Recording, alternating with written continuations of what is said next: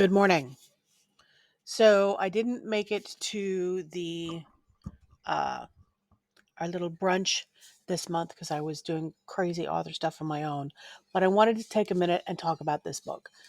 This is Ballad of Songbirds and Snakes by Suzanne Collins, and it is a prequel to The Hunger Games. Now, I'm going to be honest with you, I did not read any of the original Hunger Games books. I only saw the movies. I love the movies. I love some young adult dystopia. It's probably my favorite genre to participate in. As a reader and as just as an audience member. Um, One of the other things that I liked about this specifically, I'm looking at myself on the camera on the other side here, and I shouldn't do that.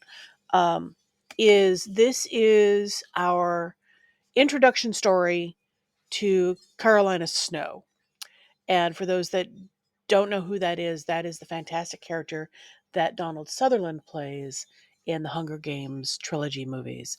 And I also love Donald Sutherland deeply, spiritually, and perhaps inappropriately. But anyway, this is a villain story. This is a villain's origin story, and anyone that knows me knows that I love villains, and the villain is an integral part of any story. Without the villain existing, without the villain there to prod the hero, you don't have a story, in my opinion.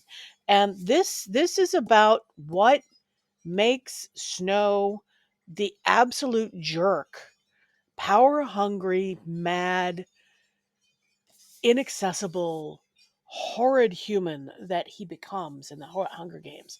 Um, and he doesn't start out that way. He starts out as somebody that you kind of like, you want to get to know and you are kind of rooting for. His family is fallen on hard times. They're pretending to be better than what life has given them, but they're really just struggling. And then he's given an opportunity to participate in a way with the Hunger Games that has not existed before.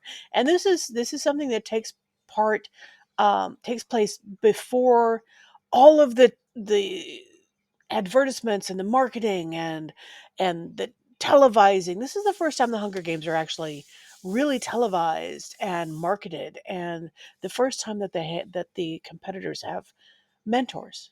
And Snow is one of the first mentors, and you get to see that. And his uh, his pledge is Miss Lucy Gray from our favorite district, District 12.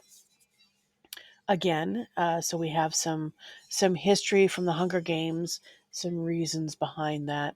The interesting thing about Lucy Gray is that she is from a group that, to me, read like it is Colin's take on what the Rom might be like in her world, the Romani, the Wanderers, because that's what they're described as, not as the Rom. They have a different name, and I don't remember what it is offhand.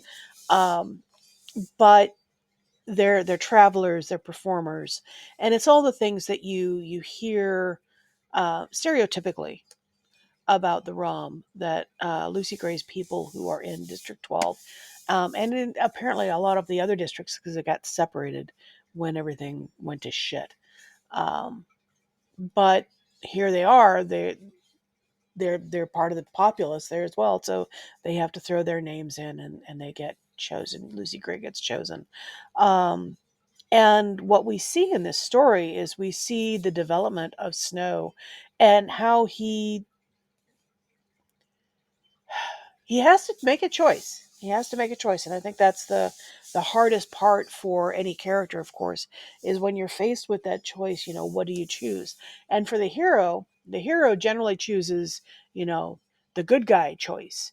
He would have chosen giving everything up and running away and having the happy life, regardless of what it would be.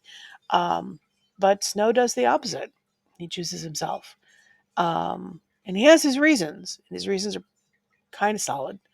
Um, One of the things I didn't like about this is when we get to the end of things and we get to the point where Lucy Gray and Snow are running off trying to escape. They're going to have the whole lover's dream.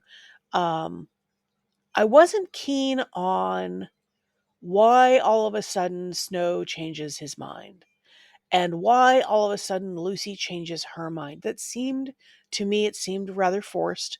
It seemed kind of rushed. I thought that Collins had done a really great job in building these characters up until that point, and then it all just kind of unravels for what seems to be a forced resolution when we know that Snow has got to be a bad guy. So I've got to figure out how I'm going to write this now. It was almost as if she had painted herself into a corner and then suddenly realized, well, crap, now I have to turn him into a bad guy. How do I do that? That was about the only reservation I really had about the book. Otherwise, I love the history. I love seeing how the world existed before it becomes the world in the Hunger Games. I love the references to the war. I love the fact that everybody, you get little inklings of who characters are beforehand, and what their origins are. And I love origin stories. And so I really enjoy this book. I highly recommend it. It's got great world building, it's got great characterization, and I really want to see what they do with it in the movie.